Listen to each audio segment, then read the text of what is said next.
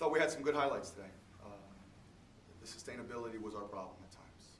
Young kids made some young mistakes that we're going to show them tomorrow on film. We've got to learn from those mistakes. The fundamentals is what we've been really stressing lately.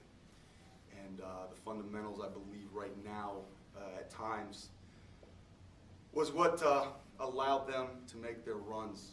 And, you know, identification, attention to detail, things that we've been stressing. And we're going to continue to stress.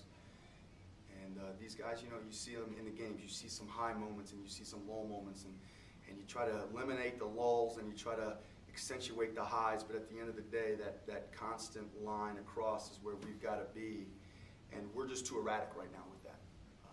And that's got to do with some youth. You know, I thought our post guys early on brought great energy. The 50-50 balls, the plays we hadn't been making recently, we were making. And finding a way to get out and start that second half. You know, it really wasn't even a start of the second half that I thought. I thought it was almost the end of the first half into the second half. You know, one shot selection, and that's what our guys have got to value. One shot selection can take you in a whole tailspin. And we've got to do a job on that in practice, and that's something I told our assistants and myself. We're going to work on that 2-for-1 at 1 minute mark so they understand that a quick shot's not necessarily just the first shot you can actually see the rim, but it's a good shot. So, you know, we'll look at it in film tonight, and we'll get together as a staff tomorrow morning.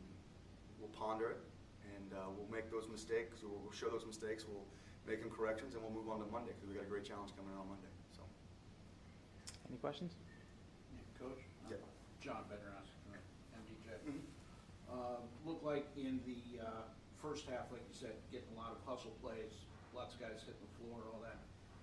Second half almost looked like where you made an effort to get the ball inside in the first half. Second half, it looked like a lot of guys were, I don't want to say confused, but indecisive, made bad passes. It just didn't seem like you could get it inside anymore. Was that the youth, or was that their adjustments? I was talking with the other coaches and said, I don't know what adjustments. You know, they trapped the ball, they ran at us a little bit. They did that in the first half. We made our plays out of it, and those traps didn't hurt us. It was, you know, we got to work continuing on our post angles, and then our guards seeing letters. You know, I think we made a lot of passes top down when we're seeing high side shoulder instead of bending the ball to the side and working and continuing to seal. You know, they were a little different than what we anticipated early. We thought they were going to trap more in the corners on their zone. They didn't. They trapped more high on the wings, which was fine. We adjusted.